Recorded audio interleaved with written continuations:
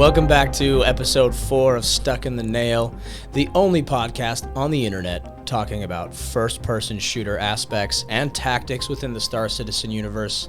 I'm Daft Hobbit, and with me, as always, Echo. How you doing today, man? What's up, dude? Doing well yourself? Stop, Dad. I'm doing great. Got some coffee with a little bit of tequila in there today. Switched it up. Ooh, nice. So, not whiskey this time, but it's killer. Have you ever had Herradura? Herradura. Oh, man, I'll send you a picture. Okay, yeah. But you never, sorry, I cut you off. No, I thought you were going to say heroin. I was like, well. Yeah, this new poppy fields. This new thing called heroin, yeah. No, it's fantastic. It's a kind of a brownish tequila, and it's just for I sip it all the time. It's great. So, nice. But anyway, tequila makes me fight.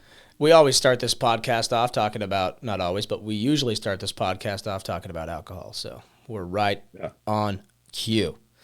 So today, just a little shout out, like this studio that I'm in, and that we're piping everything into, it echoes across the country. And I just got to shout out Blue Form Media and Mallory. Thank you for producing this. Yeah, awesome production quality. So I appreciate that. And she's been working hard and throwing up some video clips for us up on the Instagram and TikTok and some other social media. So keep an eye out for that. And yeah, thank you, Blue Form Media. Yep. So yeah, seriously, go check that stuff out. Like I find myself like as egotistical as it sounds, like looking for those clips because they're usually pretty funny clips. She usually captures the best of us. Right.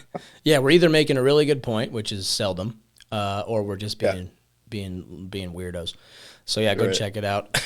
That's well said. So today we had a few things we wanted to talk about. Kind of some exciting stuff today. First item on the agenda is the Cutlass Steel, a new ship. Oh yeah. Ooh, here we are talking about ships again. It's kind of unavoidable. Right. It is. Yeah. Because ground teams still got to get deployed somehow. So what's your thoughts? Cutlass Steel. I appreciate it. I appreciate what they're doing. I appreciate that there's a little bit of a head nod there. I feel like they went over the top. Okay, so in lore, I think Drake went over the top with it a little bit, right? Like 18 jump seats. What is it? 5-door guns. You know, the tail gun in the back's pretty sick for the co-pilot seat now. Yeah. And it's cool. It's fun, right? They're prepping for Jumptown. I think a lot of the ships that are the vessels that are about to come out are going to be surrounding that. But, getting troops on and off the ground and supporting troops on the ground, that kind of stuff. So that's kind of cool to see them moving towards that sort of ground thought process with vessels now. But I think it's a little too on the nail, right? Just like the Prowler. Yeah. It's a little too specific, right? Mm-hmm. And we were chatting about this earlier in the week. We got really excited for the Cutlass Steel. We're like, wow, because that video clip of guns blazing. Do you know what it reminds me of? Have you ever seen those riverine boats that like SWCC teams use in Navy SEAL? Yeah. When I was in the Marines, I got a chance to work with SWCC, and that stands for Special Warfare Craft Crewmen. And they roll in on those riverine boats that can stop on a dime. They got like 2 or 3 machine guns up front, a minigun up front, 50 on the back. Like just anywhere they can put a gun. They're like, that's a good place. Put a machine gun there. The gun will hold here. Yeah. Let's slap one here. Yeah. We can weld this here. Like, and they kind of customize them for what it looks like. Each crew kind of has their own little, add-ons that they've done. But cool guys, super professional, and they're excellent for patrolling rivers and like dropping off troops and supporting infantry along rivers. And it's a whole nother ball game. It's pretty cool. And so when that Cutty Black or that Cutty Steel, comes floating by, and then the guns are just going, it just reminds me of those riverine boats. They come screaming in, just guns blazing in every direction possible. And the infantry tactics change, because if you're going to get picked up or get extracted with a helicopter or something, you're usually spread out real wide. But when a riverine boat's coming to get you, you're literally like dogpiled on top of each other. Because if there's a ton of foliage and trees, they're throwing out so many rounds on your flanks and ballistics are just crazy. So they're pinging off trees and zipping around a tree twice and then zipping out like a pinball machine. You know, that's just, I'm sure you got crazy ballistic stories that just happens, right? Sure. But you dogpile on top of each other to minimize your spread so they can just lay down the lead. And then they nose in and everybody piles on. So that's what it reminds me of. But yeah, it looks cool. I mean, what No, else? yeah, I Yeah. mean, overwhelming firepower. Nobody wants to fuck with you. You know, like I already can think of 101 ways that gets defeated. But I think you brought up a good point about modularity. Oh yeah. Yeah, we were talking about that. Yeah, Hmm. basically, we kind of touched on this in the previous episodes, right? But it seems to me that CIG, and tell me if you agree here, CIG is defining what a ship is intended for. Does that seem to be the case? Yeah, uh, almost. I think it has to be in some cases. In other cases, I don't think you have to do that. Right. Right. So, like in Star Wars, right? You have the Kuat shipyard or the Kuat Systems. Hmm. Uh, that's a ship manufacturer in Star Wars. We go deep, but that's the one that's the manufacturer that made Boba Fett's ship, the Slave One. It's called the Fire Yeah. Spray 33, Yep. and they were not intending it to be a bounty hunter ship, right? It was just a prisoner transport ship with security, and that's Yeah. all they defined. And then you got a bounty hunter like Boba Fett and Jango Fett who come and customize the living shit out of that thing. It wasn't designed or intended to drop seismic charges. Seismic charges. Brr, right? It wasn't intended for that. It wasn't intended for a lot of things, but here's Boba Fett. He's not going to let that ship manufacturer dictate to him how he's going to use his ship, Right. right? So I think CIG could hit the mark a little more by giving us, just give us the Cutlass chassis and take all of those in-game assets. Look, we got med beds. We got the Cutlass Red has med beds. The Cutlass Red has airlocks, right? We have different types of turrets. The Cuddy Blue has an interdiction package, right? Like there's so many options for the Cutlass. So it'd be cool to see CIG just offer a blank slate, a Cutlass chassis, and then let me go buy some mods for it, right? Right. And Mods. I think that does a lot of things, right? It lets you, the player, decide what this chassis is going to be used for, right? It makes you feel more like Han Solo or Boba Fett, where you're going to a chip manufacturer and you're buying a chassis and saying, well, I want to be a bounty hunter. So maybe you do stick a few cryo tubes in there. But you went a little too far with your gun and now you need a med bed. So you need to put your prisoner in the med bed.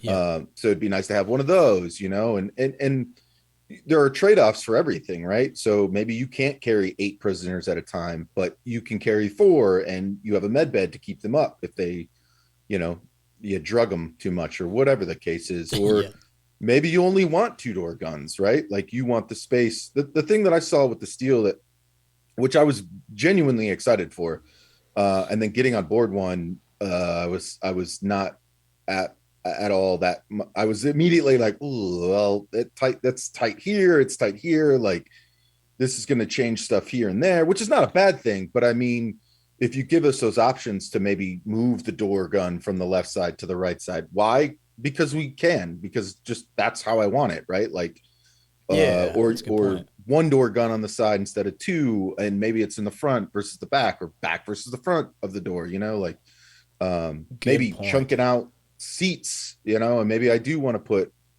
yeah, I mean, just a little bit of cargo space. I think is something you said at one point in time too, like let Hmm. me have the jump seat with the cargo space. And you could argue, well, that's what the Cutlass Black is. Well, yes, but it's still its own ship. And then radar wise, right? Like if you see Cutlass Black show up, you're going to most likely think that it's just cargo, because most people will probably use the steel for dropping troops, right? And so when you see the steel, now you're going to automatically target the steel. So you take away a lot of you take away a lot of the ability from the player to sort of define the role of a ship when you specifically say this is what ship is intended for. I got it for cargo ships, that makes sense. Hmm. For rare repair, rearm, refuel ships, I got it. But even in that category, right? Maybe you just want to do a repair ship, right? And Sure. it's really, really good at repairing.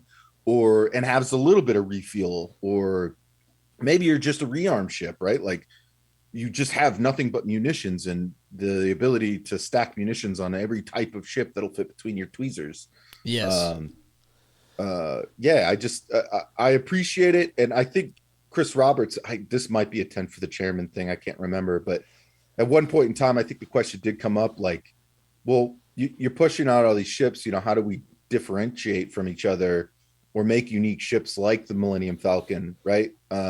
Because everyone can have a YT. Well, I'm gonna fuck this up. 2400, 20. I think it's a 2400. Yeah, sure. Right, but I don't Han know. Solo himself made some modifications to it, which made it the Millennium Falcon, right? It wasn't the name, it was what he did to the ship and how he used the ship that gave that ship its legendary status instead of, well, everyone has Millennium Falcon YT-24s, right? Like, Yeah. and like don't leave it up to just the pilot to define what the lore behind a ship.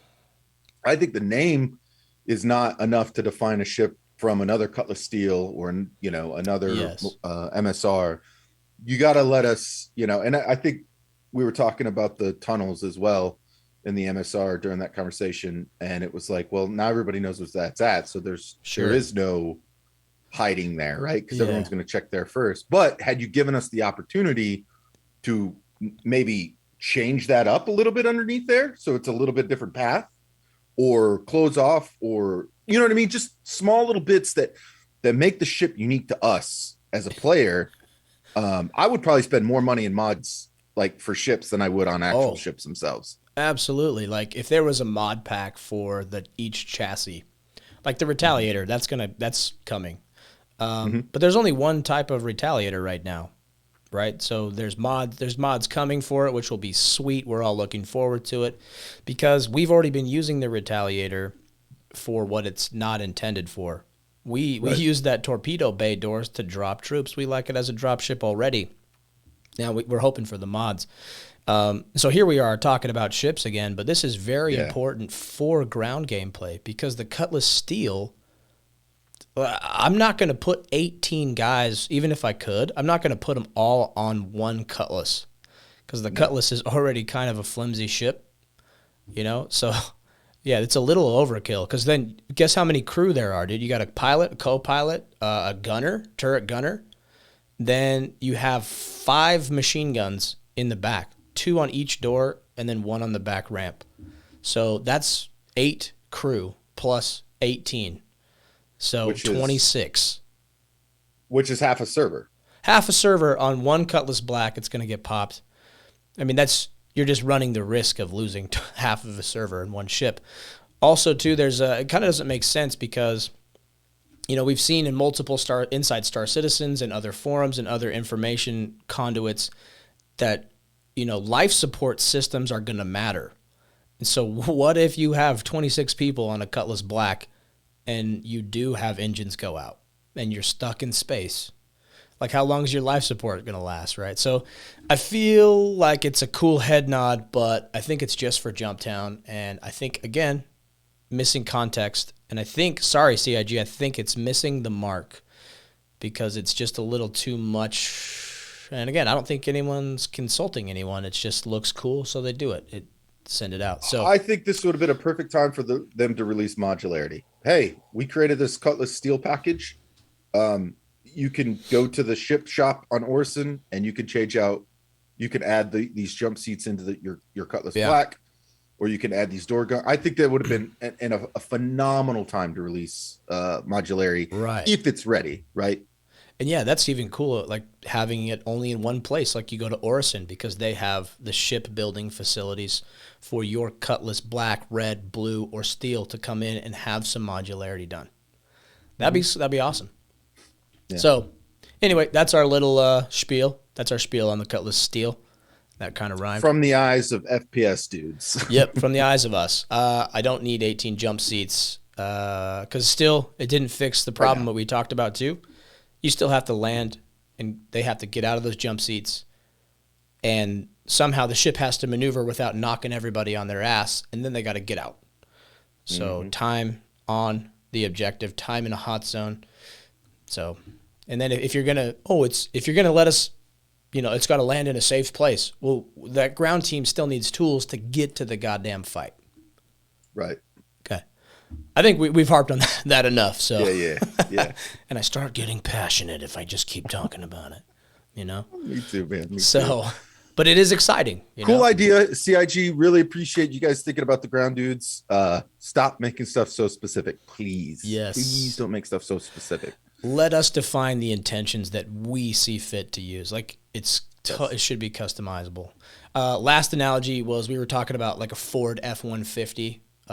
It's a utility truck here in the United States, and it's like you can use it for anything.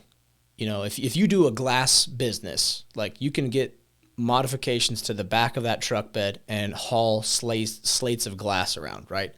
If you do a construction company, if you are moving, or like a Sprinter van, look at all the hashtag van life guys, right? Because it's a chassis that they can define for their own intentions and purpose and customize it. And I think what a great time to do that for the Cutlass chassis and see what we can do. I agree. Also, Vanguards. We have multiple chassis of Vanguards. It would be cool if we could mix and match. I got it. They got to sell ships, but I'm telling you, if you would have put a $150 package out there that gave me everything that's available in the Cutlass like ships as a module, I would have 100% bought that. Yeah. It would have been easy. And that I'm talking with cash, not melting stuff down to buy it with store. I would have easily given you $150 more. Right. To have all that access to all those different mods. So. Yeah. I mean, and here's another one. I can't stop, Echo. Stop me. But here's another one. If we had a Cutlass Black and you wanted to make a command ship for some reason, we're like, we need a command ship, but I can't afford a Carrack. So I'll go on wish.com and I'll order a cheap Cutlass Black. Boop, boop, boop. And now I have, what if I could put a sensor array package in that top turret? Yeah. So it's like or an armory. Yeah, an armory, right? And then in the back you have that big like command table that's on the bridge of the Carrack. Yeah. That upper deck. What if you could fit that in the back of a Cuddy and put jump seats around there? And then a sensor array package, right? When modularity comes out, it's going to hurt their bottom dollar, but I think it's going to be so much better for us players, especially with everybody in the verse kind of want to doing their own thing. But it all, again, comes back to the first person aspect of the game, which is like, we're going to have to get up. We're going to have to go to these tables. We're going to have to move this cargo. We're going to have to hand these guns out. Like ships are going to, vehicles will have to drive in and out. We'll have to exit these. Like all of this stuff plays into the whole first person aspect of this game. And I think just stop making stuff so like finalized. Like give us the ability to customize our ships. Like that's what I really want. It's so rigid, right? It's got to be a little more fluid. Like it'll open up whole new aspects of every gameplay for people who like to fly and ground. Like it's a good point. And I know we're going to get this in the comments, so I just want to address this real quick. If you say, well, the Prowler has stealth when it's online stealth, or if you say the Steel is going to have armor, really think about the context of steel and of stealth and armor, right? What does that mean? We got to do a good conversation about, because I heard the defense again about the Prowler. Well, when it's fully working, stealth is going to be a thing. And it's like, yeah, but what does that mean? Does that mean you can only see it 1,000 meters out? Well, in that case, I'm putting an LPOP 1,000 meters out from where I could detect this thing. Now I could detect it 2,000 meters out.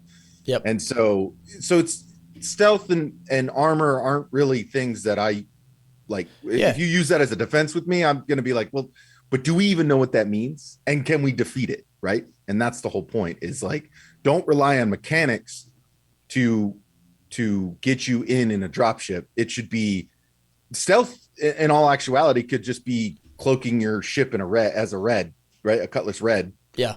Right. Spoofing your ID as a Cutlass red and saying, right. Or in this instance, if it's just a Cutlass and we have modularity, you have no fucking idea what's coming. Right. Like you don't know if it's a gunship. You don't know if it's a drop ship. You don't know if it's a command ship, a medical ship. Oh shit. It could be a lot of things. Right. It could be anything. Right. And so that in itself is stealth. Right.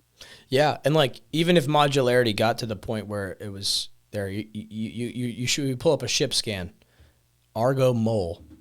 Oh, it's a mining ship. Well, what if I could take that Argo Mole and make it not a mining ship? What if those gun seats, I could put a minigun on them, right? Or a size 1 or even a size too, like whatever.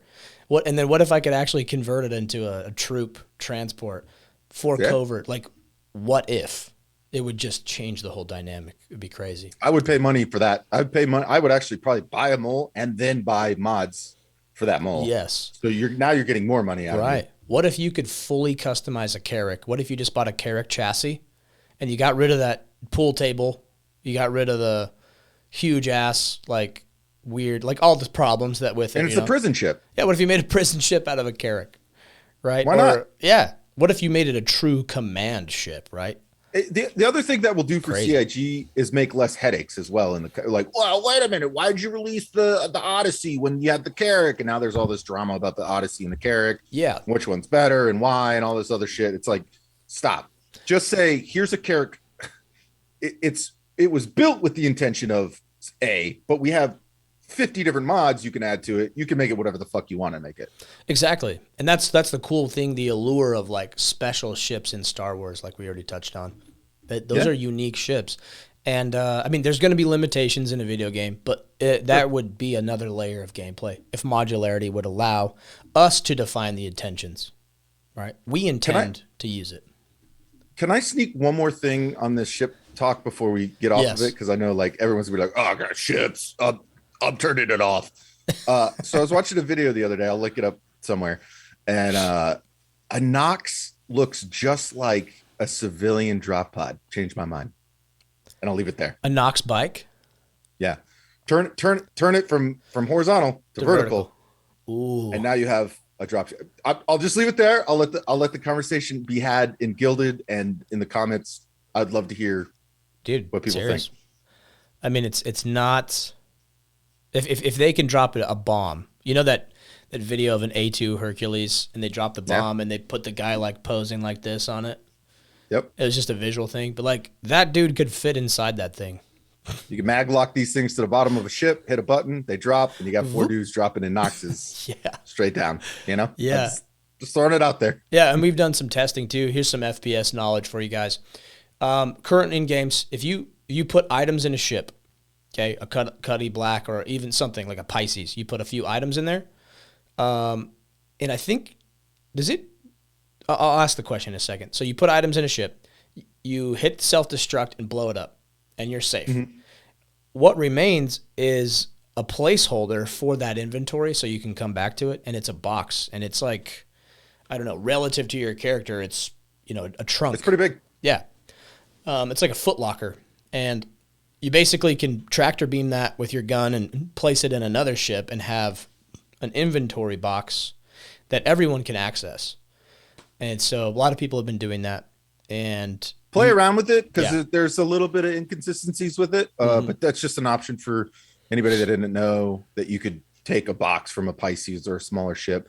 That box is relative to the inventory size of that ship. So if you blow up a Carrack, you get a box that's Carrack size. Like it's the same size, but it's got the inventory. It's like a bag of holding, right? Infinite bag of holding still, but it's physicalized that you can put on a ship and say, all right, all the armor's in this box. All the guns are in this box. All the ammo's in this box. Right. They don't persist through storing. They don't persist through, there's a lot of problems with them, but still a cool way to detonate a few ships, throw the boxes in there, go to town. Yeah. So we would basically, as a ground team, logistically, you and I, we would put all of our shit in, you'd give it all to one person and they'd put it in their Cutlass Black, for example. Mm-hmm. And then they just pull it off the pad, self-detonate or self-destruct it. And then whatever ship you're operating out of comes by and you tractor beam that in there. Now you have an entire footlocker full of supplies. But that's the one caveat, though. I was bummed to find out it does not persist. So if you log off, if that ship goes away, then it goes away with it. And it's not there. I think that's coming. I was talking with somebody from the Mighty Eighth, Zixel. What's up, dude? And he was talking about something about it coming along soon or whatever. But in the meantime, right, you can start, your logistics guys can start getting some practice with, sort of organizing gear and staging it and getting it ready for your ground guys. Yeah, and I believe you tested it, right? You actually tossed it out the back of a bird and let it hit the ground. Yes, it works perfectly. So if you want to do a resupply, you can tractor beam that motherfucker out the back while you're moving, and it'll drop relative. I think the furthest we ever had it land was like 100 meters away, which Ooh, you don't want to land right on top of your dudes anyways. So, yeah. Unless you're in like a fortified position already, right? But yeah, like yeah, but that's a that leads great into point. other conversations too. Like, can we attach a chem light to the outside of that? Can we attach when it comes online a smoke grenade at the end of that? Like Yeah, can a we mark marking it tool so that with a beacon it somehow? doesn't, yeah, a beacon, anything that we can. They're just talking about more tools for us to use, or Yeah. the application of tools we talked about. We'd like to see. So, It would be cool to synchronize a beacon so if someone was able to find the channel or the frequency, they could also pick up on it. Then we're yeah, on some electronic warfare shit. So if I set a frequency on a beacon to this and you set it to that, the same one, then you'll be able to see it. yep. So Which shit goes like back to that that. whole handheld sonar thing we were talking about. I mean, the Right. thing could be really cool. Yeah, and then you have like something out of game, like the modding community would do this. They would make like an encryption thing that you pull up on your computer and it gives you a random frequency. You just press a button, randomizes it, and Yep. then you just pass that over comms to somebody. Hey, it's 3.251. Cool. Right. Yeah. Whatever. But yeah, this is us just speculating, all related to ground shit. So we love it. It's gonna be But that's great. why this podcast exists, It right? Like we does. want to talk about this kind of stuff. Like we Mm-hmm. want to stay as relative to the current patches as possible, but also, these patches come with the unfortunate, like, or not unfortunate, I guess, the added bonus of being like, oh, that's cool. Now let's go into Spectrum and talk about taking that ship box and making it physicalized so we can just go to the cargo station somewhere and say, hey, can you put 2 empty big boxes on my ship? And then I can fill it with whatever I want. Right. I'm so excited for a shared inventory space in the game, a shared hangar where I can allow access to my party or anybody I wanted to. Yeah. Kind of like Grand Theft Auto, like you can go through the list of the server if you've ever done this, and you can invite people to your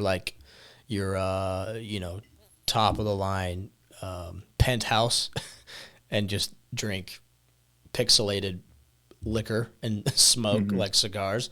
It's so cheesy, but it's like such a huge social aspect of the game. Like I've met some funny people online doing stuff like that in other video games. And so like Especially in yeah, Star Citizen. Like the role playing aspect of that should not be taken lightly. Like a lot of people I've met have been over pixelated whiskeys, and I think that's cool. pixelated I whiskeys. yeah, it's I a think we just pretty coined a cool term. aspect. Hey, do you want to have some pixelated whiskey with me later at Yeah, Grim right. Let's Hex? let's talk business over this pixelated whiskey. Dude, Whiskey. okay, so speaking of first person aspects, that's true. So for those of you listening, we are Branders Privateers, again, if that's new to you, and we have a partnership with our Flyboys, the Mighty Eighth. And Echo, where did we meet to conduct official business, the official merger? Where did we meet and what were we doing? Yeah, it was the conference room of a hammerhead with Yeah. alcohol, which we were drinking alcohol in real life, Yep. but then our character, so it was cool. It was a fun little, like, I don't know, just a little departure from, and I think that's what Chris Roberts wants. I think that's what CIG wants, right? Yeah. Is us to have those interactions. That's why Chris Roberts was so hell bent on getting a bartender in, but It's kind of cool though. we'll go later topic, right? Yeah, But that's still it's first cool, person, right? right? Yeah, no, it's very cool that's a focus, right? These social interactions, right? And so that's what, to me, that's what the FPS is. It's not Battlefield bang bang shoot 'em up. FPS action against another player is a social interaction, right? And so Yeah. it just happens to be a nasty one. And yeah. Right. And like a perfect example of this too is I was with some privateers a few weeks ago in 3.15, and we had kind of a dynamic situation unfold where we were at SPK trying to clear someone's crime stat. There was also some other players there, and we didn't resort to violence. I got to shout out Knock Turtle because he handled the situation great. He was like, "Put your weapon down, or you will be fired upon." And like, we just had the place surrounded, and like the guy realized it, and he chose not to fight, and we let him egress and escape. We like gave him the option, and yeah, he's now playing with us. His name's Zook. So Zook, what up? But yeah, Yeah, and it's cool. those interactions are great, right? And I think back on my days playing like the DayZ mod in Arma 2, and there was always this discussion of like, well, you know, there's always white knights on the internet that are like, don't shoot, don't kill on sight, don't kill on sight. We should have interactions. And it's like, no, kill on sight. Like if that's your thing, do it. Walk in there, go guns blazing. But just if you don't know the situation well enough, right? Like a SPK, for example, Mm-hmm. you might have 8 guns pointing down on you. So yeah, you might kill one of us, but we're gonna eventually kill you. Right. If you bring your whole boys, then it's a cool interaction, right? It's a cool Yeah. FPS interaction. Or you could say, you know what, this ain't worth my time. I'll go somewhere else, you know? And Right. and so yeah, come in guns blazing. I hope in Jumptown there are plenty of plenty of orgs and groups of people that don't talk. They're there to just fuck people up. I love that idea. Yeah. I'm excited. And then there's going to be other interactions where it's like two dudes, maybe he's got a buddy of him and a buddy, and his buddy's brand new, and he's like, it's not fucking worth it right now. I don't know how Yeah. many dudes are sitting here. I don't know where they're at. I'm out, you know? Yeah. I Or got maybe he goes and comes back with a bigger crew, and now we get into this. So there's lots of cool social interactions there. it is, and there's some training opportunities because like if you want to go guns blazing all the time, more power to you. But sometimes you might not need to in the verse, or it might not be pertinent. So Yeah. it's good to throw that opportunity in there and give. In that case, in that scenario, we all the privateers there got a different taste of how it could turn out, and they were checking targets, and like that's important for a first person shooter, someone who's going to operate how we like to operate. So lots of value either way. Mm-hmm. But yeah, that's good topics, man. Good topics.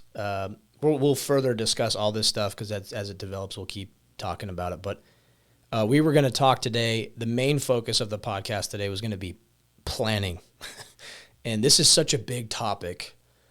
Like, how many hours have we spent planning? Like, how many total hours goes into one military operation in the real life? Do you think, if you were to estimate?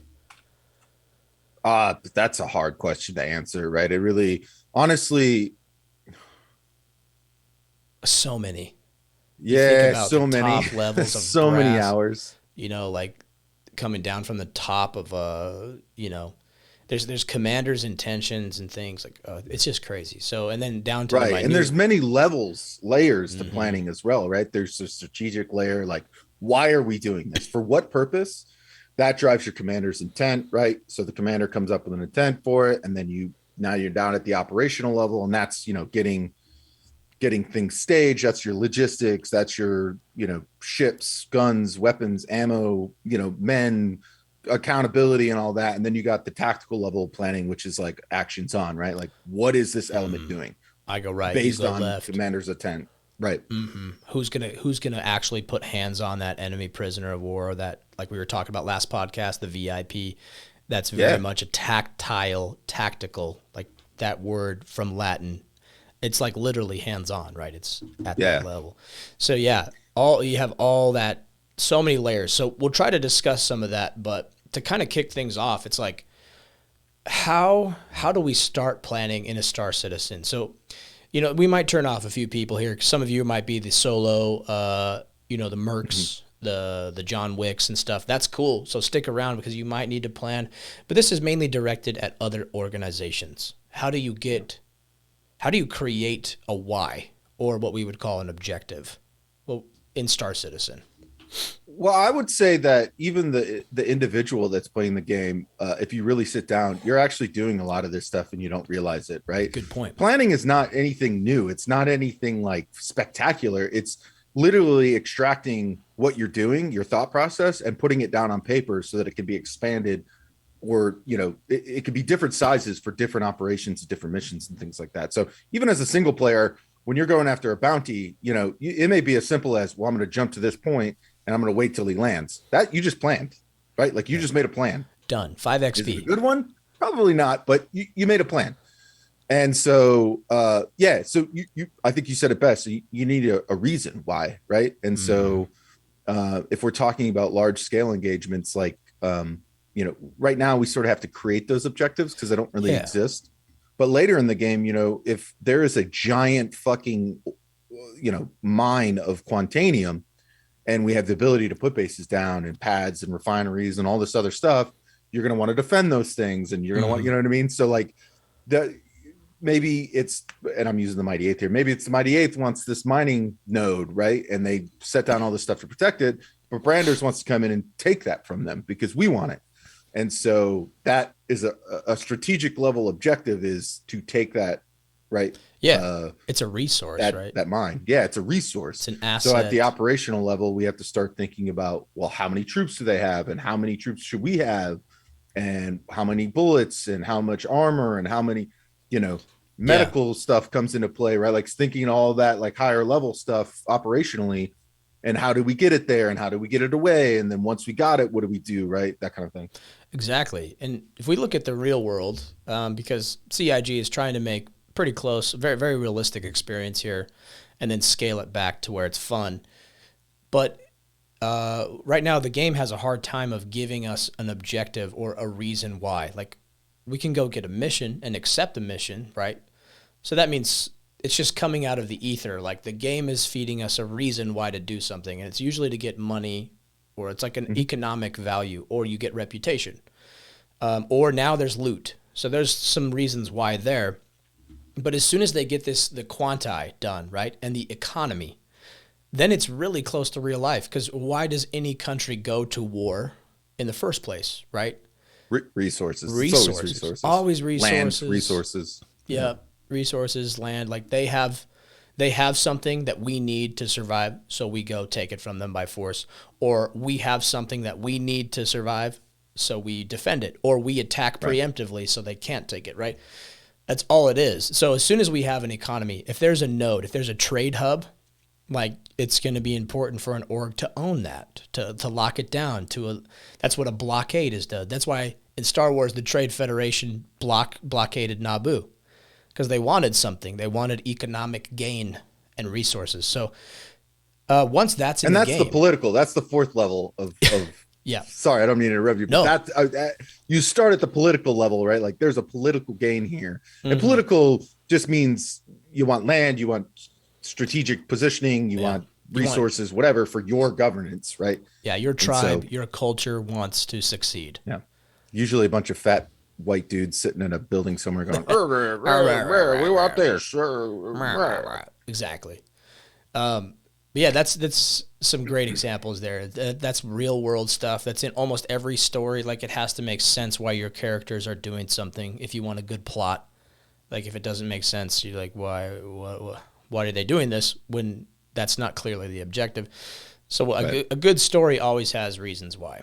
So Star Citizen is lacking that right now. So we, as players, as leaders of an org or a group of players, if you're not an org, whatever, you still have to come up with those reasons. We have to be creative.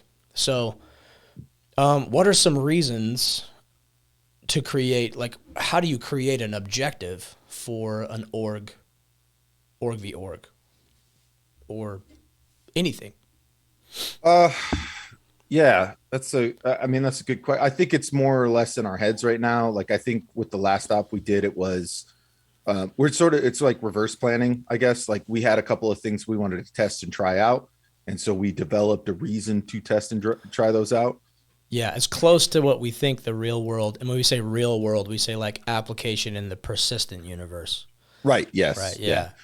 How we view the persistent universe is going to be when it's completed, right? Or when it's at its, not completed, but when it's at its V1 status, right?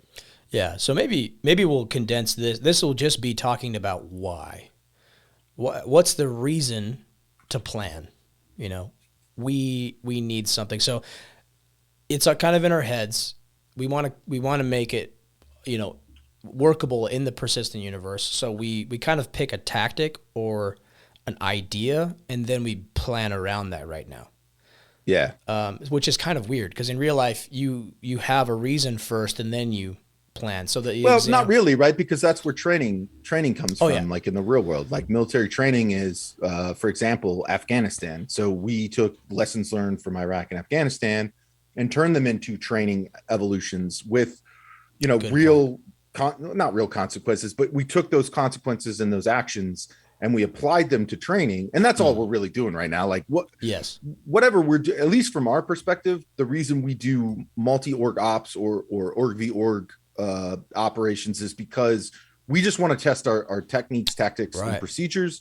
our SOPs. We want to make sure that we're always learning and always growing in that. So there is no real reason to do it, but that's our political You're right. reason That for just defined creating it. these. Yeah, right. Yeah, Yeah. that's the why right now. It's not like an economic asset. It's to remain ready and to Yep. develop SOPs. So yeah, that explains it. A real world example I was going to use is like Normandy. The Allies knew they needed to invade Normandy, so they had an objective. We need to invade.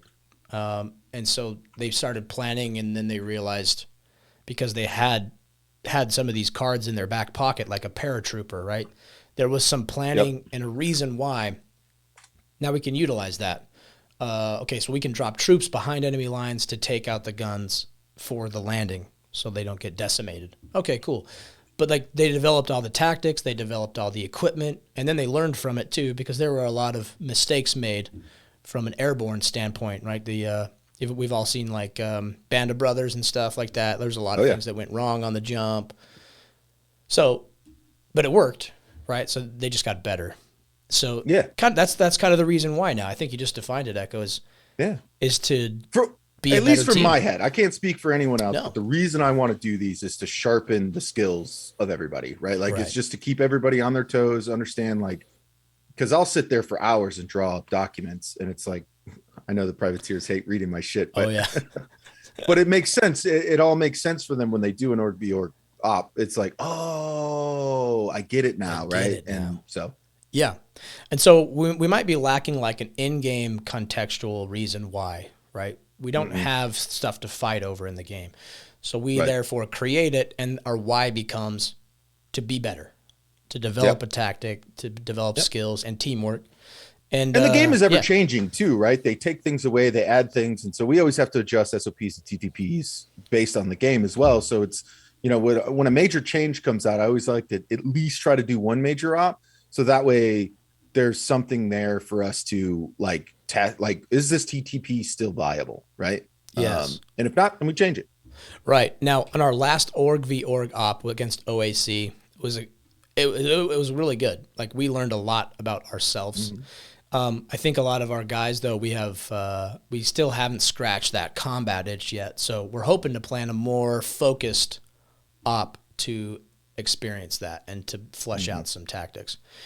And that's important in the planning stage. Is to at this point in Star Citizen, we need to be so specific in setting up a mission so we can get those results and actually Right. feed that reason why. Yeah.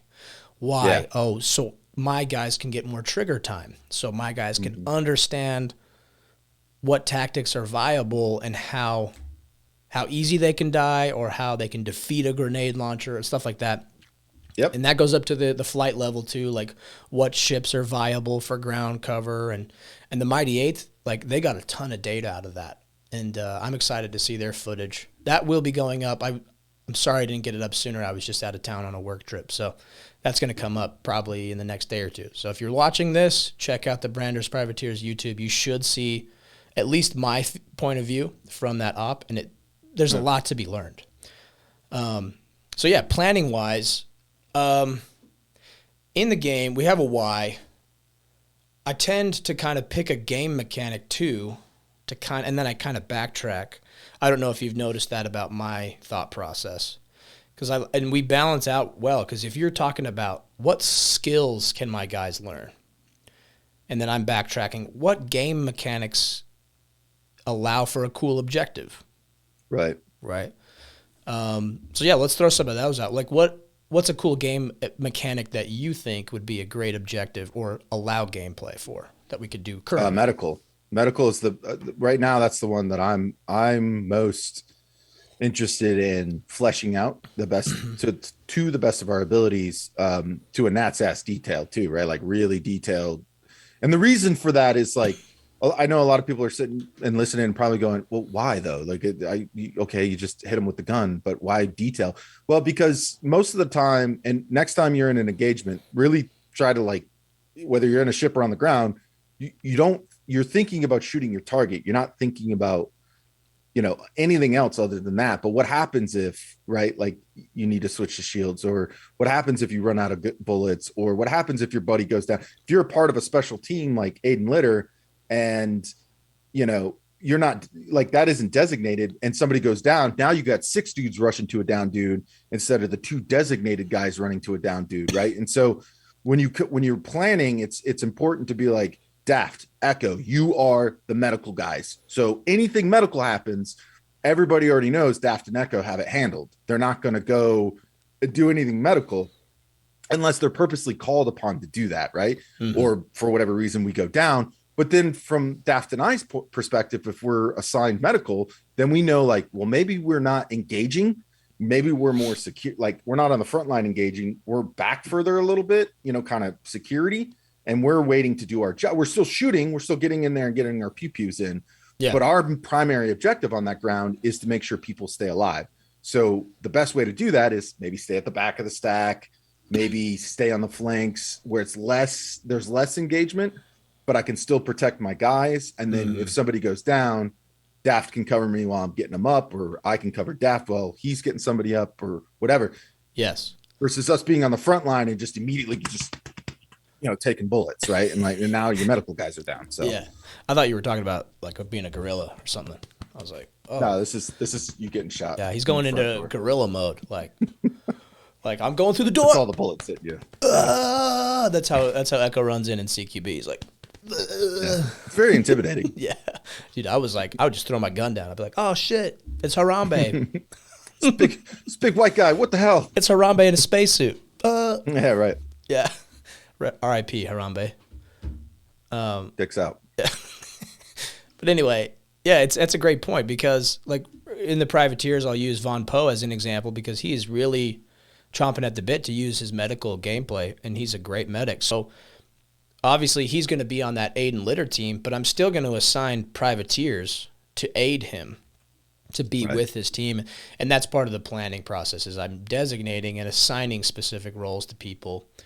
And that's kind of what we were getting at last podcast, is like, I wish those roles had a few more tools from the CIG. But it's important to plan that out, so when the shit hits the fan, everyone knows what's expected from them. So if I'm on Aiden Litter team, I'm like, primary is to kill, cool. But I should probably go support our medic, and I can still kill. I can still pew-pew. Right. It's just very well said, so we'll double harp on that. To come back to, a mechanic in the game that we would plan an op for, that's something where we'd say, hey, let's do a bunker mission, attack and defend against other people, because people are just, like, AI is cool, but you never know what a person's going to do. So it's way more, there's way more training value in going against a person, a human, than it is a computer. So now we know, okay, our specific purpose is to test our medical TTPs, right? And so we have a medic, right? And his sole job is getting people up. And then we have an Aiden Litter team. Their sole job is to get people to the medic so the medic can do his job and protect the medic, right? Yeah. But then you have a whole nother element that's like, okay, well, now we need an assault team. We need somebody, like breaching guys or EP. Well, we'll just stick with the assault team. Now we need somebody to go in and clear out the bunker, right? And so you build this training goal of, hey, we want to do a attack defend mission against you. And this is what we're trying to test, right? I usually am pretty open with the guys that we're playing against of what we're trying to do TTP wise. Yeah. That way they can get some input on them. If they have a TTP they want to test or whatever, they can get some input on that. Yeah. So that's a great one. Like, let's take the medical gameplay and then build a training operation around it. And that's what we would come up with. There's a bunch of mechanics we can use. We could take a simple box mission, right? And share that out to an opposing team. And so now there's gameplay about that. Like, we have to escort this, whatever you want to call it. It's a box mission. So what's in the box? We don't know. Like, it could be flavor text. Yeah, flavor text. Nuclear materials. Nukes, data. Yeah. Like maybe just a box of Cuban cigars for the Admiral, right? Whatever. But it's something valuable, and it gives the gameplay mechanics are there so people can see that box mission marker and they can track it. So one team's trying to escape and evade, and they maybe have, security on board the ship. They have, support craft in the area. So then it allows for us, like if let's say if we were attacking or we're trying to get that box, we're like, we need those fucking cigars for our admiral, right? We're like, bam. But now we can develop a whole, like the Mighty Eighths can come in. They're like, how do we prohibit a ship? Support. Yeah. Yeah. How do we prohibit a ship from leaving and getting, how do we lock them down? So then they're using a Cutlass Blue or a Mantis. And now they're using like, what are those, the blue lasers? Distortion cannons, right? So now they're EMPing. So now we're trying to capture a ship instead of blow it up. Wow, that's a new dynamic. That's a new SOP. And then we as ground guys, we already have the SOPs built to drop onto a planet surface or to drop an EVA. We already have that built. So we're like, great, we can use that. How can we expound on it? Well, now we need cutting tools to breach into a freelancer or, the top hatch of a reclaimer, right? And just go into that huge ass spaceship. But now we can develop really, really tight, close quarters stuff. And that's all based around one mechanic. We're like, how can we take this box mission and build an entire chain of events around it? So now we're getting training value out of disabling a ship and keeping it from quantuming and then deploying a boarding team. And then that team is cutting into the ship, boarding correctly, and training all that. Right. So we would start planning around that. We need this box. So begin planning. Right. Right. And so the planning really starts around if you ever have to ask yourself how, that's a point of what I call a point of contention. Right. And so the planning process is really thinking through what points of contention do you have? And then systematically going through each point of contention and trying to, all right, we got to stop the ship. How are we going to do that? That's a point of contention, right? Yeah. And since we're not air guys, like we give that to the Mighty Eight. Hey, Mighty Eight, this is our point of contention. Can you help us defeat it? Then we got to get inside the ship. Well, how are we going to do that? Another point of contention, right? Then they're going to be ship security. So how do we defeat that? That's a point of contention, right? Then we got to retrieve the box. Okay. Maybe not a big one, but something to think about. And then we got to move the box from point A to point B. And how are we going to prevent us being snared and stopped and all that other stuff? So yeah, when you break down something as simple as a box mission, right, and sharing that out with an opposing team for a training event, like I'm calling them training events. A lot of people call them ops or missions or whatever you want to call it. Yeah, that's a good point. It's a good way to like start breaking down what you need, where you need it, how you need it, why you need it. And I write them down because I'm weird like that. It's just 10 years of doing that. I could show you SOP binders that are, fucking this thick of what to do, when to do it, and how to do it. So you don't have to think about it. And then you just train those. You just repetitiously go over them. And so next time you're in that situation, you already know, like, oh, the SOP is to, I don't know, whatever, break out we know we need a breacher, right? So we need two guys, because you never have one point of failure. You have two guys with torches and they're cutting open the door on a cutlass to get into it or whatever. So, yeah, very well said. There's so many layers of planning. And what the cool part is, if you plan this, even if your mission gets scrubbed or changes like it did last time, we still have those things in our wheelhouse to some degree or fully.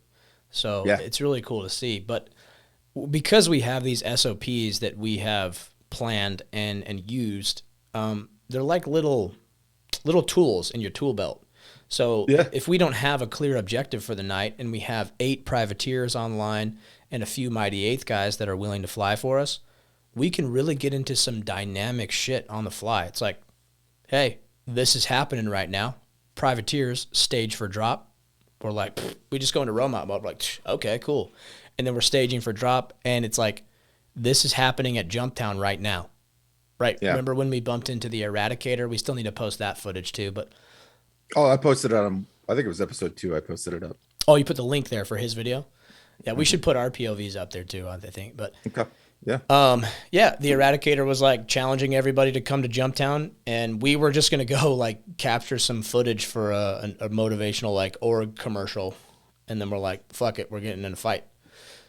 And we had all those SOPs built out and pre-planned. So once you plan it once, sometimes you can lean on it again, and it's really cool to do. So then next thing you know, we're dropping. We have all of this built. We have a tool belt on, and we're like, combat hot drop done. Right. 360 security, pull that tool out. Breaching an airlock, pull that tool out. How to defeat a sniper, pull that tool out. How to defeat a grenade Mhm. launcher, like because we planned everything out. Yep.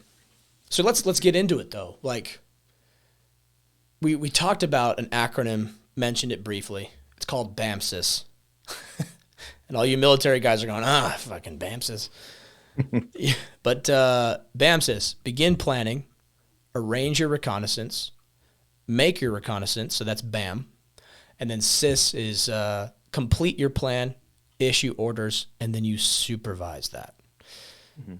So when we're diving into the planning process, there's so many layers we can go on. I'm kind of lost as well to where to start. So that's the So place I start as an infantryman is BAMSIS. yeah, right. Yeah, BAMSIS is a great place to start, and it could be used at all levels. So I'll break it down like this: if you're an org leader organizing this event, right, and I'm not trying to insult any intelligence here, but you're looking for a place to start, like organizing your guys. This is how I do it. I go, okay, what elements am I going to need to enable this to happen? And I'll use the last event we had as an example. So I said, I know I'm going to need to be able to get troops in and out. So I need an air asset. I know I'm going to need protection for that troop ship. So I need the Mighty Eight. I know I'm going to need an assaulting force to go in and shoot all the bad guys. And then within that assaulting force, I'm going to need an EPW team. So an enemy prisoner of war. Their sole job is to handle VIPs or bad guys on the battlefield if they're still alive, which goes into like a real life thing like LOAC and all that stuff. But in the game, it doesn't matter. But if there's any, VIPs or HVTs or persons of interest or whatever, like their sole purpose is once we identify that as a group, as an element, as an assault element, then that EPW team goes into their job, which is handling all that. Then you need a NATO litter team, right? And a NATO litter team is medical, right? Pulling our guys off the battlefield, getting them back up, getting them healthy, and getting them back in the fight.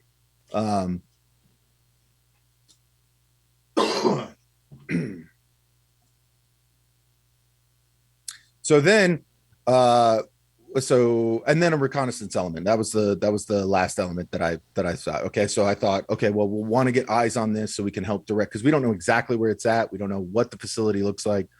But if we can send a reconnaissance element out days prior to sort of recon a few spots, that'll give the assault element time to plan at the tactical level, like how they want to breach an airlock or how they want to breach an elevator or how they want to breach a cave, right? And so if we could give them pictures and images, and then day of the op, live feedback on what's going on the ground there. So I took those four elements, I dispersed them amongst my community, and I said, hey, these are the elements we need. We need leadership for these elements, and then go into your planning process on your individual portion of it, right? And so I laid out what is commander's intent, but tasks, right? Specific tasks for those elements to be able to make a plan off those taskings, right? So for example, the assault elements tasks were to, and actually I'll pull them up and read them verbatim so I don't F this up.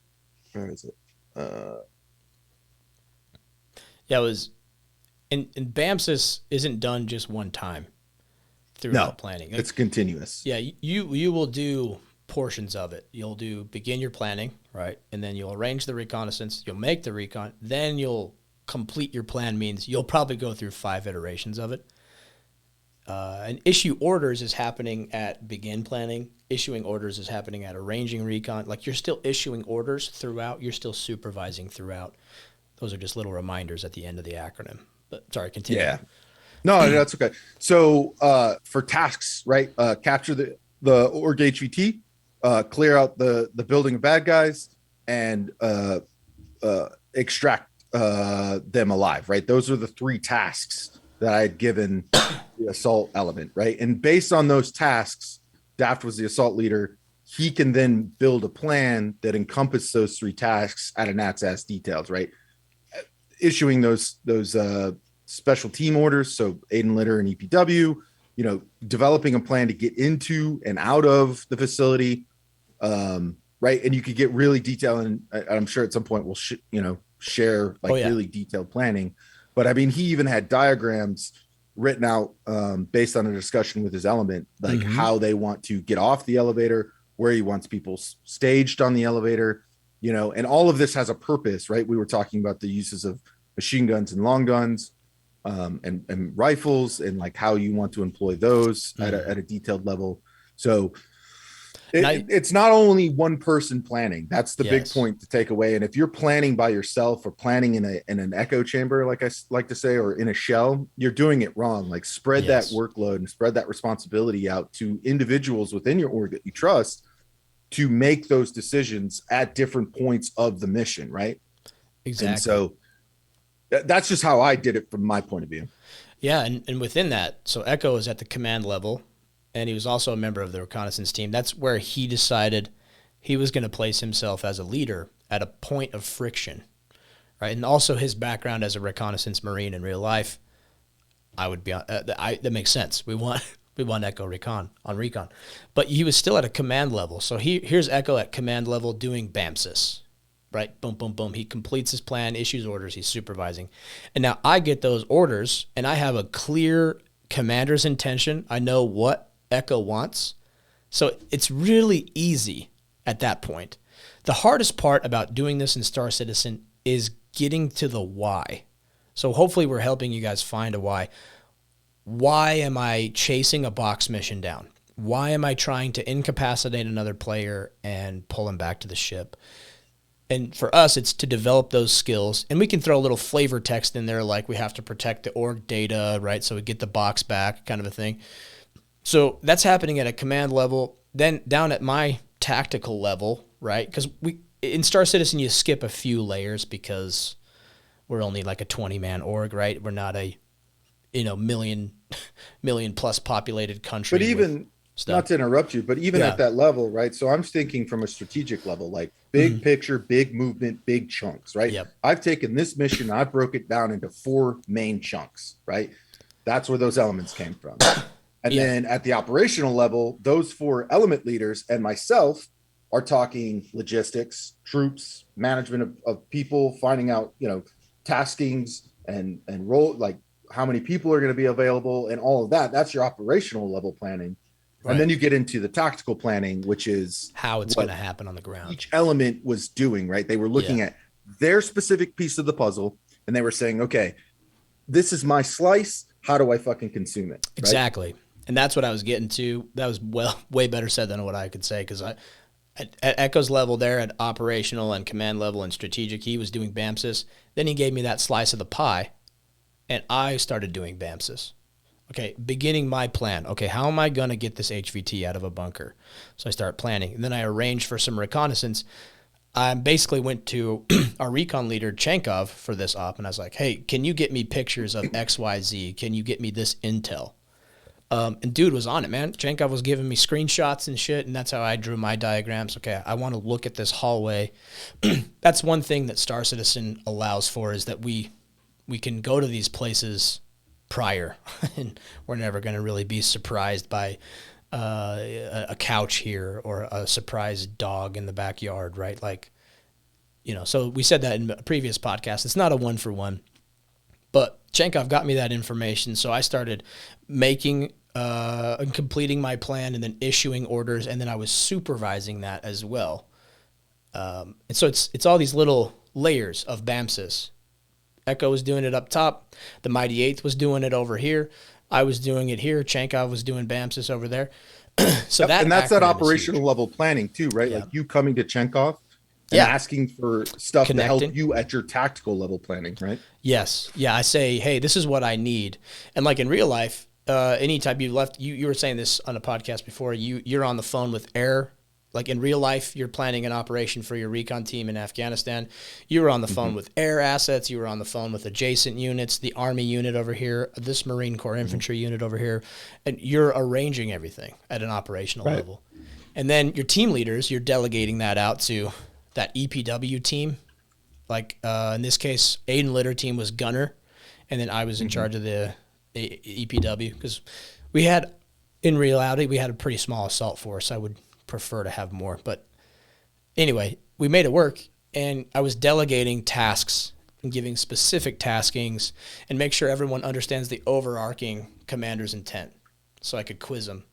How long does it take for an elevator to descend into a bunker? 21 seconds. We timed it, right? How long does it take for an airlock to open?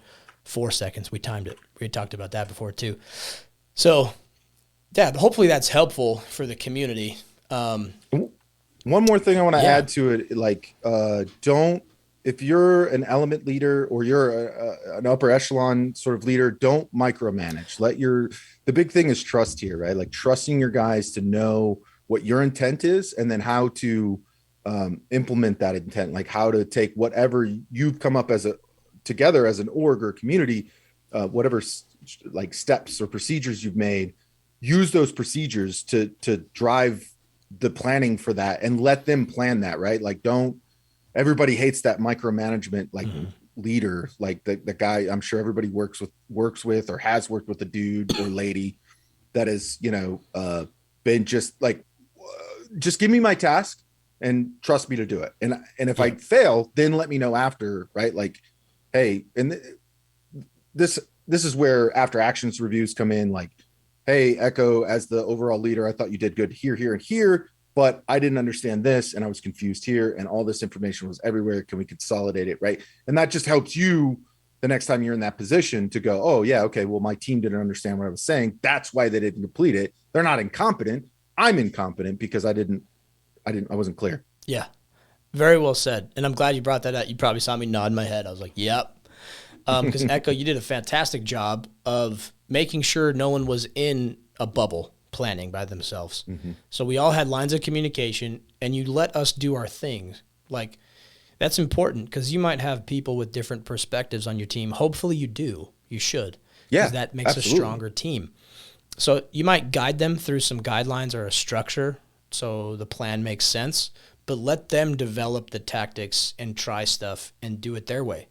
It's super important to do, and don't step on their toes. So really, anywhere you go in life, whether you're leading, I don't know, a quilting club and you're making quilts, or you're knitting wool socks together as a club, it's a bingo club, or you're like a reconnaissance team in the Marine Corps or like an infantry squad, leadership is the same everywhere you go. It is.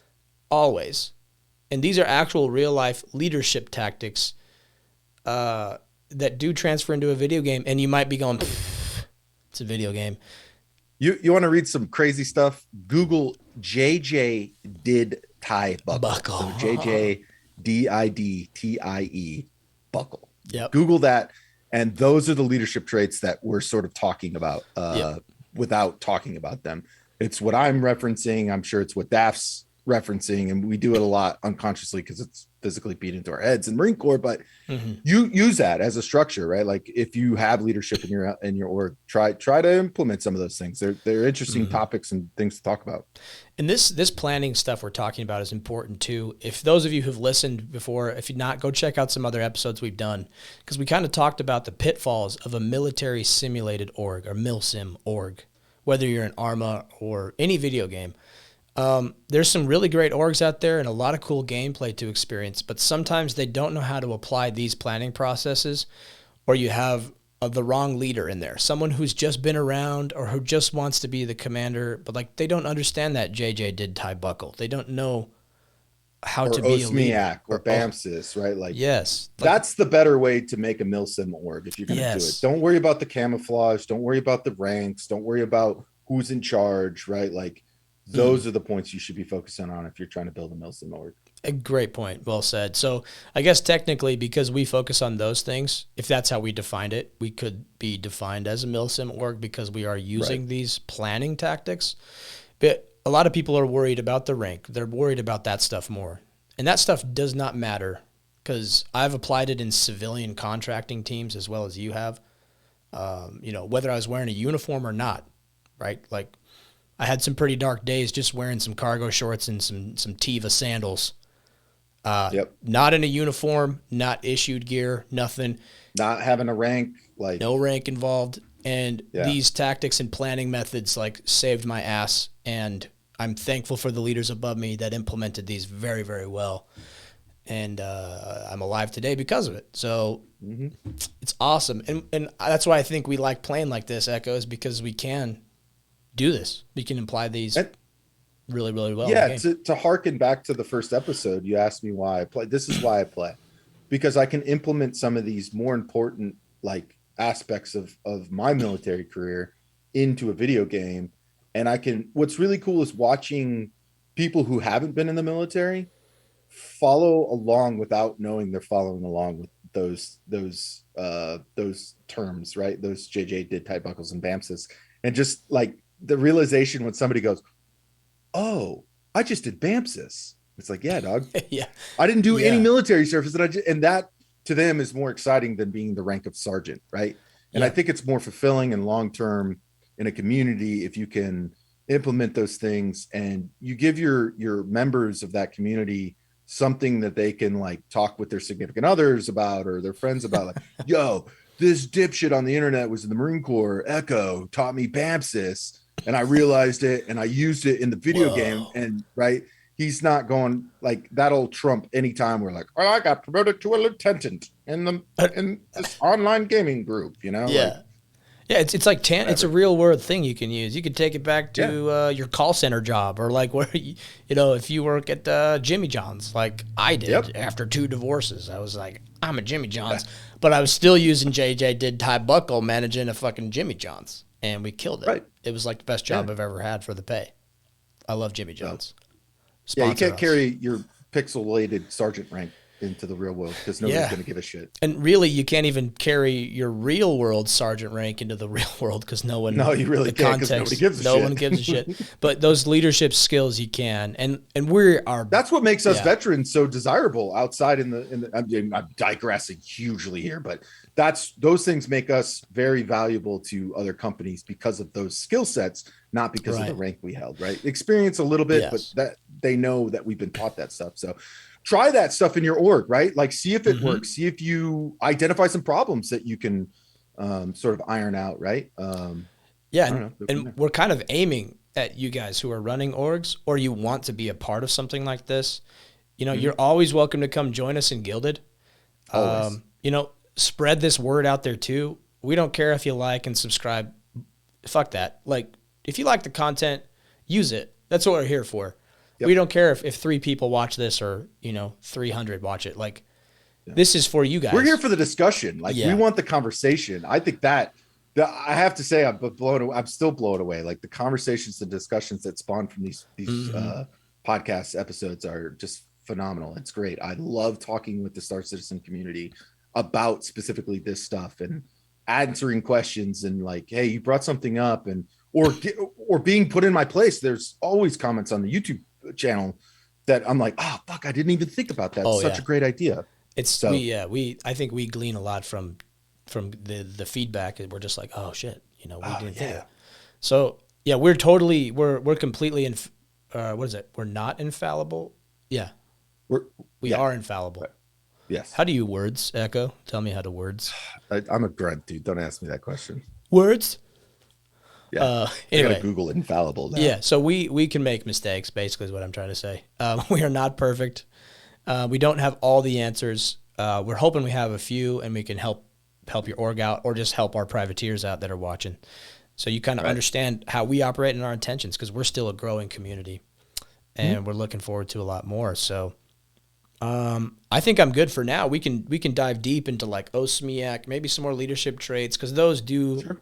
go hand in I hand think it with could be planning. their own hour-long episodes of, just talking about those individual topics. Yeah. So And to be very clear, we are saying these things not to flex our muscles and be douchebags. mm-mm.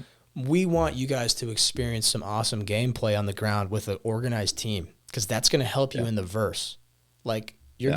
if you have a team that's organized, like whether it's 4 guys or 40 guys, you will lay waste to 90, 95, 99% of all the shit you face Yeah. in the verse. So And I'm sure there's people listening and laughing at us like, oh, what about you idiot? Hey, and that's fine. That we're okay. That the internet allows people to just throw out their yeah. opinions, but this is just ours. We're not saying it's the right way. It's just a way. It's how we do it, and we figured we'd talk about it. So Yeah, if we were Mandalorians, we'd say, this is a way. Yeah. A way. A We're way. the A way. Yeah. This is a way. Like, can you imagine if Mando was saying that? He's like they're like, this is the way, this is the way, this is the way, and then Mando's like, no, this is a way, right? Yeah. I could still, I could just be a cargo hauler. They're like, get out of here, right? So, anyway, we're For a bunch sure. of lunatics. Well, thank you guys for listening. We really appreciate it. Honestly, sharing. I can't believe how often people share this around. The word of mouth is incredible. So thank you guys so much. Please, if you like it, share the love, man. We really appreciate it. Thank you. Yep. Another shout out to Blue Form Media. Thanks for letting us use the studio here. Just high quality stuff. And look out for the clips on Instagram and TikTok, that one app. And we'll keep sharing. So that's it from us. We'll see you on the ground. And also happy holidays. It worked, yeah. We're finishing each other's burritos. Sandwiches. Oh, sentences. Yes. All right, guys. Thanks, guys. Have a happy holidays. Take it easy.